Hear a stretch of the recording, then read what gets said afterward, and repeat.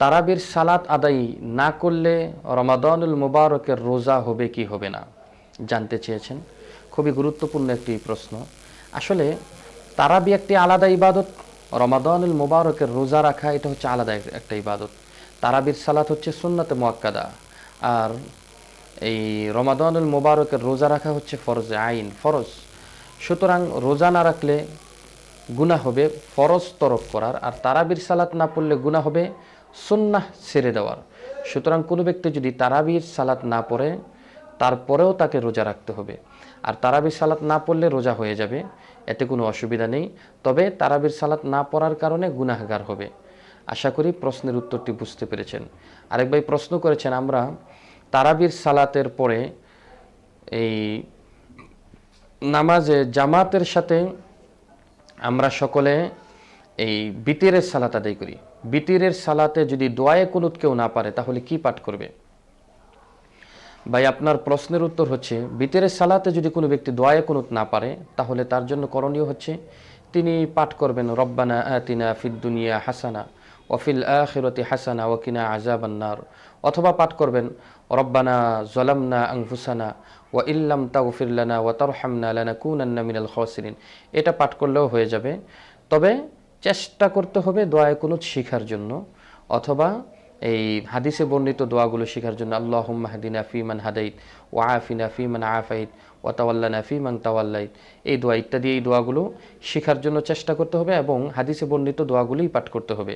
আশা করি প্রশ্নের উত্তরটি বুঝতে পেরেছেন। আসসালামু আলাইকুম ওয়া রাহমাতুল্লাহি ওয়া বারাকাতুহু। নাহমাদুহু ওয়া নুসাল্লি আলা রাসূলিহিল কারীম, আম্মা বা'দ। আউযু বিল্লাহি মিনাশ শাইতানির রাজীম। বিসমিল্লাহির রহমানির রহিম। ইন্না আনজালনাহু ফি লাইলাতিল কদর ওয়া মা আদরাকা মা লাইলাতুল কদর লাইলাতুল কদরি খায়রুম মিন আলফি শাহর তানাজ্জালুল মালায়েকাতু ওয়ার রূহু ফিহা বিইذনি রাব্বিহিম মিন কুল্লি আমর সালামুন হিয়া হাত্তা মাতলাইল ফজর। সাদাকাল্লাহুল আযীম।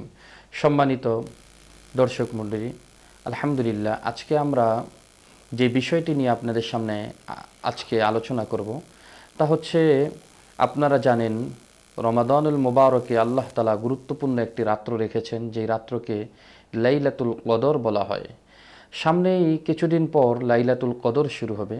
তো লাইলাতুল কদরে যখন আমরা আমল করি তখন আমাদের হৃদয়ের ভিতরে অনেক প্রশ্ন থাকে যে লাইলাতুল কদর কবে, কি আমল করব, কিভাবে আমল করব। এই বিষয় নিয়ে আমরা, যেহেতু বছরে প্রতিদিন তো আর লাইলাতুল কদর থাকে না, রমাদানুল মুবারকে এই লাইলাতুল কদর আসে।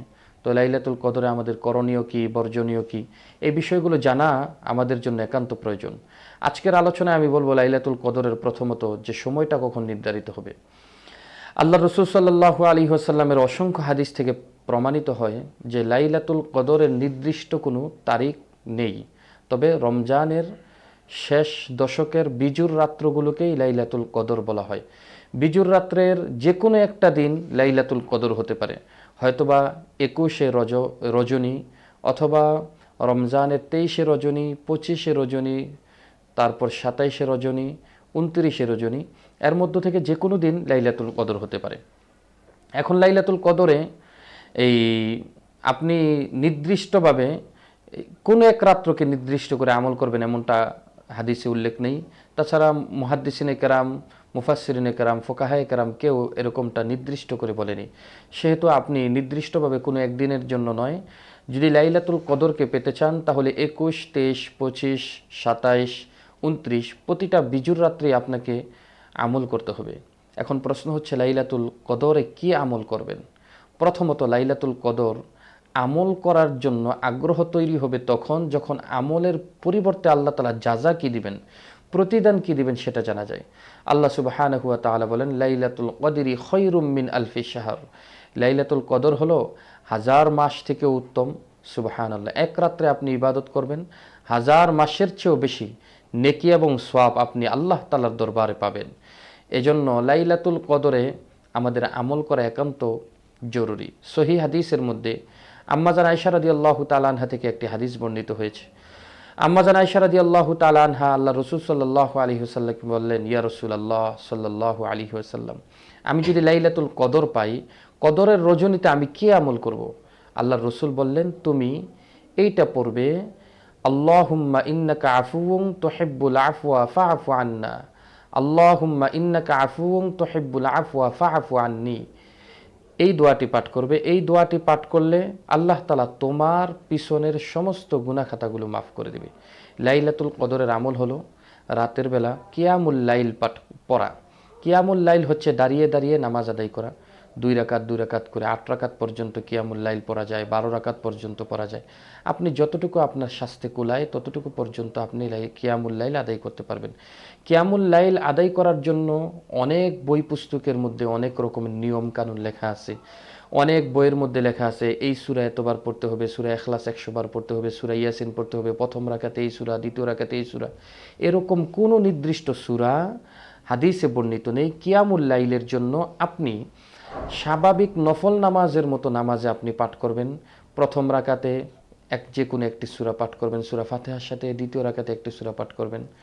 ঠিক এমনভাবে 2 রাকাত শেষ হওয়ার পর আপনি সুন্নত নফল নামাজ যেভাবে পড়েন, অন্যান্য রাত্রে আপনি এই তাহাজ্জুদের নামাজ যেভাবে পড়েন সেইভাবে আপনি পড়বেন কিয়ামুল লাইল। এতে কোনো অসুবিধা নেই। আপনি স্বাভাবিক যেই সূরাটা, যেই আয়াতটা আপনি মুখস্থ পারেন সেটা দিয়ে আপনি কিয়ামুল লাইল পড়বেন। তবে শর্ত হলো ধীরে ধীরে পড়বেন এবং মনোযোগের সাথে পড়বেন। অধিক পরিমাণ কোরআন তেলাওয়াত করবেন, কারণ এই রাত্রে আল্লাহ তাআলা কোরআন নাজিল করেছেন। আল্লাহ পবিত্র কোরআনে বলেন ইন্না আনজালনাহু ফি লাইলাতুল কদর। তাহলে কিয়ামুল লাইল অর্থাৎ লাইলাতুল কদরে আমল হচ্ছে 3টা। 1 নম্বর হচ্ছে আপনি এই কিয়ামুল লাইল পড়া। 2 নম্বর হচ্ছে আল্লাহুম্মা ইন্নাকা আফুউন তুহিব্বুল আফওয়া ফাআফু আন্না অথবা ফাআফু আন্নি, এই দোয়া পাঠ করা। তারপর হচ্ছে কোরআন তেলাওয়াত করা। তারপর আপনার সাধ্য অনুযায়ী জিকির, তাসবিহ, তাহলিল পাঠ করা। জিকির করতে পারেন যে কোনো জিকির, যেমন হাদিসে এসেছে আফজালুজ জিকরি লা ইলাহা ইল্লাল্লাহ, সর্বোত্তম জিকির হচ্ছে লা ইলাহা ইল্লাল্লাহ, এই জিকির করতে পারেন। তাসবিহ পাঠ করতে পারেন সুবহানাল্লাহ, আলহামদুলিল্লাহ, লা ইলাহা ইল্লাল্লাহু আল্লাহু আকবার, এগুলো পাঠ করতে পারেন। তারপরে আপনি নিজে কখনো এগুলোকে পরিবর্তন করে দুরূদ শরীফ পাঠ করতে পারেন, দুরূদ শরীফের আমল করতে পারেন, অর্থাৎ ইবাদতের মধ্যে কাটাবেন। তার মাঝামাঝি আপনি একটা কাজ একেবারেই ভুলবেন না করতে, সেটা হচ্ছে আপনি কিয়ামুল লাইল, কোরআন তেলাওয়াত এবং অন্যান্য আমলের পাশাপাশি অবশ্যই আপনি কিছু না কিছু দান সদাকা করার চেষ্টা করবেন। আল্লাহ তাআলা আমাদেরকে আমল করার তৌফিক দান করুক। আসসালামু আলাইকুম ওয়া রাহমাতুল্লাহি ওয়া বারাকাতুহু।